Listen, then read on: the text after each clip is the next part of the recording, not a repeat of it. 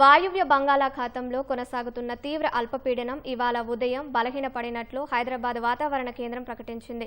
అల్పపీడనం తీరాన్ని దాటినప్పటికీ దీని ప్రభావంతో రాష్ట్రంలో ఇవాళ రేపు భారీ వర్షాలు కురుస్తాయని వాతావరణ శాఖ అధికారి శ్రీనివాసరావు తెలిపారు.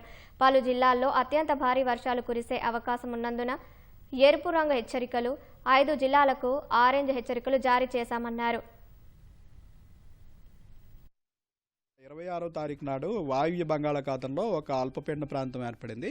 ఇది నిన్నటికి మరింత బలపడి స్పష్టమైన అల్పపీడనంగా, తీవ్ర అల్పపీడనంగా ఏర్పడి అదే ప్రాంతంలో ఇంచుమించు 18 నుంచి 24 గంటలు కొనసాగింది. కంటిన్యూస్గా ఉండటం వల్ల నిన్న మనకి చాలా ప్రాంతాల్లో అత్యధిక భారీ వర్షాలు రికార్డ్ అవ్వడం జరిగింది. ఈ అల్పపీడనం ఈరోజు మనకి దక్షిణ ఛత్తీస్గఢ్ ప్రాంతంలో తీరాన్ని దాటిందండి. తీరాన్ని దాటిన తర్వాత జనరల్గా ఏ సిస్టమ్ అయినా వీకెన్ అయిపోతుంది. సో దీని ప్రభావం అనేది గ్రాడ్యువల్గా ఇంకా తగ్గిపోతుంది. అది వాయు దిశలో ప్రయాణిస్తూ రేపటికి మధ్యప్రదేశ్లోకి ప్రవేశించే అవకాశం ఉంటుంది. రేపటికి పెద్దగా అలర్ట్ ఉండదు. కామారెడ్డి, నిజామాబాద్, నిర్మల్, జగిత్యాల ఈ 4 జిల్లాలకి రెడ్ అలర్ట్ ఈ రోజు కంటిన్యూ చేయడం జరుగుతుంది. ఆదిలాబాద్, కుమరంభీం, మంచిర్యాల, జయశంకర్, ములుగు, మహబూబాబాద్ ఈ 5-6 జిల్లాలకి ఎల్లో అలర్ట్ పెట్టడం జరిగింది.